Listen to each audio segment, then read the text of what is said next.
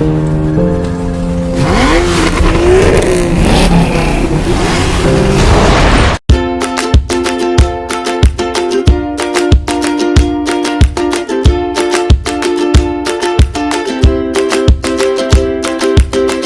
عليكم ورحمة الله. لسه معاكم كريم منير ونايل موتورز. تعالوا نفهم عربيات. النهارده بنشرح للسواق الملاكي ايه النقط العامية وايه النقط اللي ياخد باله منها كويس قوي، بالذات من اليمين التريلا ومن قدام التريلا ومن شمالها، ياخد باله من ايه ويركز على ايه بالظبط.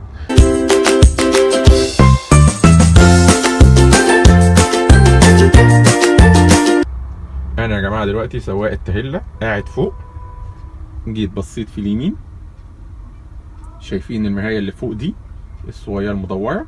ايوه دي جايبه اللي قدام العربيه. لو هو لما بصش فيها هو مش شايفك. ولما نيجي في اليمين المرايه الطوليه من اخر الكابينه بحاجه، يعني هي جايبه لحد المقطوره نفسها، لكن الكابينه نفسها تقريبا ما بقاش شايفه.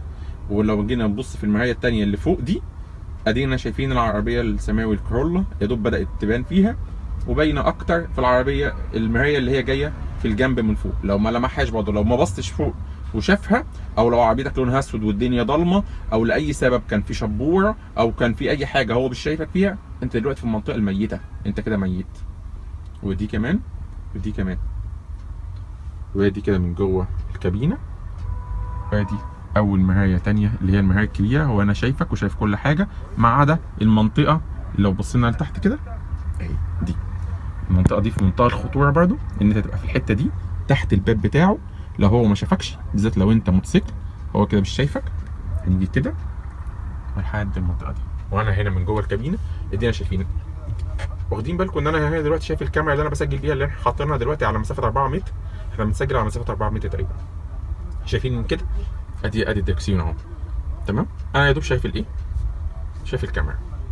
عشان اشوفك طبعا مش منطقي ابدا ان هو يقوم على الكرسي بتاعه ويعمل كده. شوف فين مسافه قد ايه ميته لحد هنا، كل دي مسافه ميته. في المسافه قد ايه؟ حوالي اكتر من 4 متر تقف فيها عربيه مستريح واكتر كمان.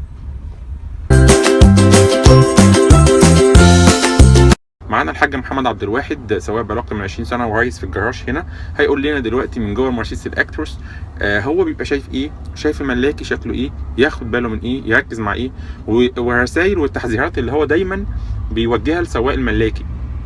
مش سواق الملاكي وبس، سواق الملاكي وسواق السكوتر، سواق المكن، سواق الريسنج، سواق كل ما هو على الارض. اهلا بيك حاج محمد. اهلا بيك يا فندم. دلوقتي انت الرساله اللي بتوجهها لسواق الملاكي، مكانك هنا هو ورا الطاره بتاعه الاكتروس، انت دايما بتقول له خد بالك من ايه وما تاخدش بالك من ايه؟ حضرتك دايما بقول له خد بالك من اليمين اكتر. تمام. لان اليمين ده بالنسبه لي نقطه ميته. جميل. انا حضرتك بيبقى عندي مرايه هنا في اليمين. تمام. دي بتحدد لي المسافه، ما هي مرايه رصيف. ايوه. بتحدد لي المسافه بتاع حوالي من 40 سم مثلا. تمام. غير كده ما بشوفش تاني بعد كده، بتبقى قلبه. تمام. انا طبعا حضرتك ببقى باص على اليمين، على اقصى في المرايه اللي هي بتاعت الجنب دي، على يميني خالص. ايوه. بلقي نظره طبعا حد جاي ورا مني، هتفادى حد. فطبعا هو حضرتك بيبقى جنب مني على طول، فجاه الاقيه مره واحده راح خاطف نفسه في الشمال قدام مني. ايوه. حضرتك طبعا انا من بعد 3 متر قدام مني قدامك انت مش شايف، ما بشوفش خلاص كده. تمام. يعني بعد 3 متر من قدام العربيه ماشي شايف كده. أيوة. كاشف قدامي، بعد كده مش شايف. طبعا حضرتك العربيه الملاكي طبعا بتبقى واطيه. ايوه. انا ببقى مش واخد بالي منها خالص ومش شايفها طبعا. ايوه. هو بيتهيأله ان انا شايفه، لكن انا مش شايفه طبعا. تمام. يقوم عامل الغرزه من قدام مني.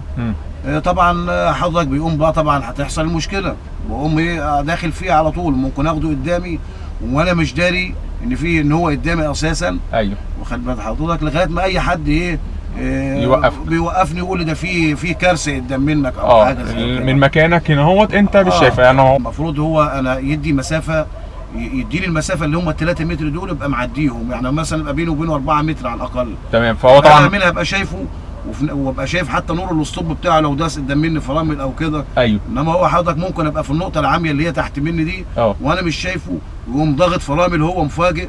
يقوم انا طبعا انا مش شايفه، بحدد على العربيه اللي انا شايفها من قدامي بعد ال3 متر. ايوه. طبعا بقوم واخده قدامي. فاحنا دايما بنقول دايما ان الاخطر من المنطقه اللي في اليمين كمان المنطقه اللي تحتيك بالظبط. هي دي انت مش شايفها تماما لمسافه 3 متر من وجودك جوه كابينه العربيه. نعم. طيب انت دلوقتي الشمال بتاعك انت شايفه كويس.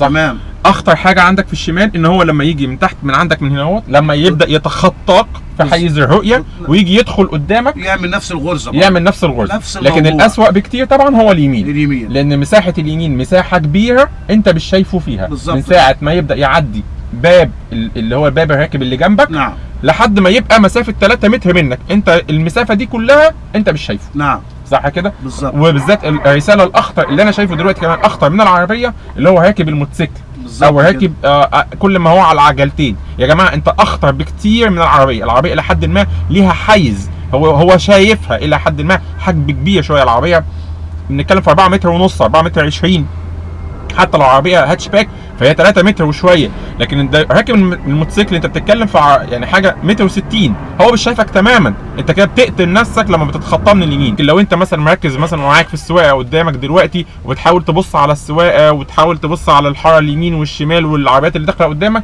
فانت دلوقتي مش باصص على اليمين يا دوب بتلمحها بس. لكن لو في ثانيه دخل فيها واحد انت دلوقتي ده دخل في المنطقه العاميه بالنسبه لك. صح كده. وميت بالنسبه لك. صح كده. ده حقيقي بيحصل على طول على فكره. تمام. صح.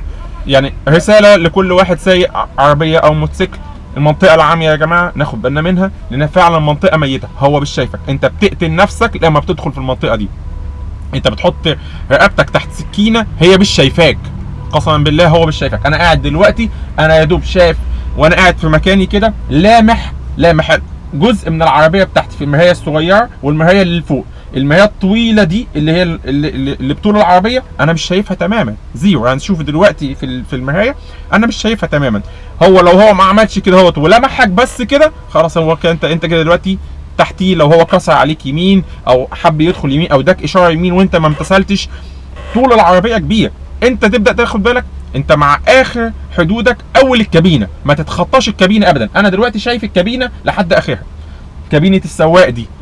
بعد الكابينه ما تتخطاش.